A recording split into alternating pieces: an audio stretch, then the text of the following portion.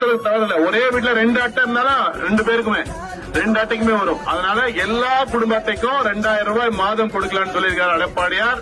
அது மட்டும் இல்ல, பெண்களுக்கு தேவையான அத்தனை நல்ல திட்டங்களும் சொல்லியிருக்காரு. அரிசி ரேஷன் அரிசியை தரமான சன்னரக அரிசியாக கொடுப்பேன் என்று சொல்லியிருக்கிறார்கள்.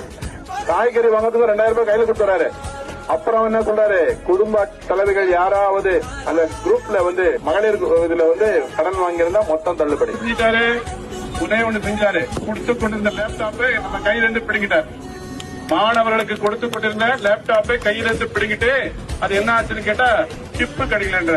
என்ன ஒரு மடமையான ஒரு 45,000 ரூபாய் கொடுக்கக்கூடிய ஒரு லேப்டாப்பை நம்ம மாணவர்களுக்கு கொடுக்க வேண்டிய ஒரு அரசு கல்விக்கு விட்டுடுகிறேன் என்று சொல்லி கல்விக்கு விலை போகின்ற இந்த கல்வியை விலை போக செய்து பிரைவேட் கம்பெனிக்கெல்லாம் விலை போயிட்டாரு. ஏன்னா பசங்களுக்கு அதை கொடுத்துதான் நம்ம தமிழ்நாட்டில் இருக்கிற மாணவர்கள் அறிவுபூர்வமாகவும் போட்டி போடுகின்ற மனப்பான்மை உடையவர்களாக மாறிவிடக் கூடும் என்று கருதி கஞ்சாவை கையில் கொடுத்திருக்கிறார். மாணவர்கள் கையிலே கஞ்சாவை கொடுத்து அவருடைய வாழ்க்கையை சீரழித்திருக்கிறாரே ஒழிய கல்விக்கு ஒரு நல்லதை கூட செய்யாத இந்த திராவிட முன்னேற்ற கழக அரசு முடிந்து விட்டது.